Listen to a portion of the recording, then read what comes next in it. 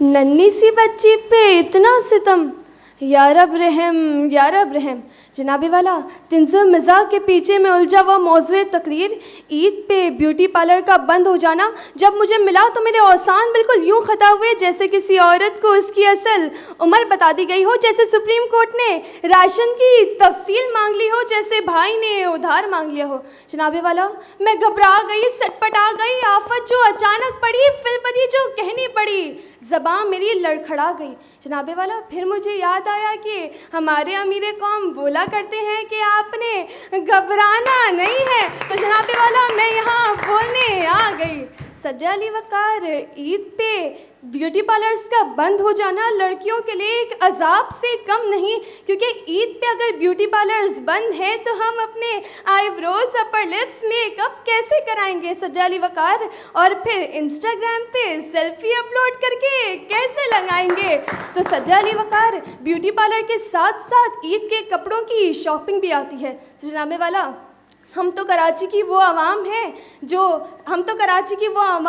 जो कारसाज की दुल्हन को नकली और कारसाज की दुल्हन को असली और कोरोना को नकली मानते हैं। जनाबे वाला, हमें तो अपने शोहदा से भी इतना प्यार है, इतना प्यार है, इतना प्यार है कि हम ईद के कपड़ों की शॉपिंग करने के बहाने अपने शोहदा से मिलने का टिकट खरीदने पर भी मजबूर हो जाते हैं। तो सदर अली वक़ार, जैसे कि जुनैद जमशेद के आउटलेट से शॉपिंग करें और जुनैद जमशेद से मिलने का मौका पाएं। सदर अली वक़ार, ब्यूटी पार्लर की बात होती है तो लड़कों को भी ज़रा सा मसला हो गया है, क्योंकि नाई की दुकान भी बंद हो गई है। सदर अली वक़ार, बाल कैसे कटाएं, फेशियल कैसे करवाएं। सदर अली वक़ार, लड़कियों के साथ साथ लड़कों के भी बहुत से मसाइल हैं।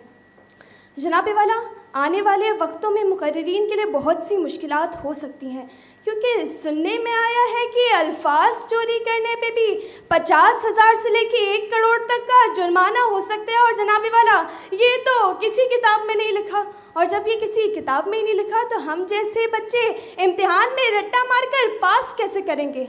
अब आप मुझसे मुर्शिद का नाम पूछेंगे तो मैं नहीं बताऊँगी। जनाबे वाला, बात कुछ यूँ हुई कि जब मैं क्वार्टर फाइनल की तकरीर करके घर गई तो मेरी कज़न ने मुझसे एक मासूमाना सा सवाल पूछा, आ गई तो जीत के। तो जनाबे वाला, एक लम्हे को तो मुझे चुप सी लग गई, क्योंकि उसने पूछ लिया कि इनाम में क्या लाई हो।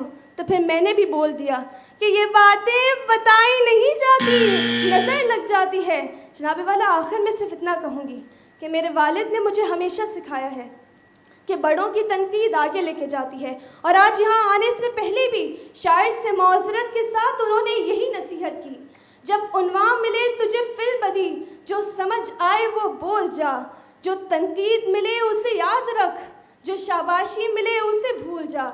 मुनसिफीन का भी शुक्रिया, चैनल का भी शुक्रिया, जो सुख मिला उसे याद रख, जो दुख मिला उसे भूल जा। आपकी समातों का बहुत बहुत शुक्रिया। इनके आप लोग पॉइंट्स डिडक्ट मत कीजिएगा, ज़्यादा ये एक्सेस पे गई हैं, बिकॉज़ इन्होंने घड़ी की तरफ नहीं देखा था।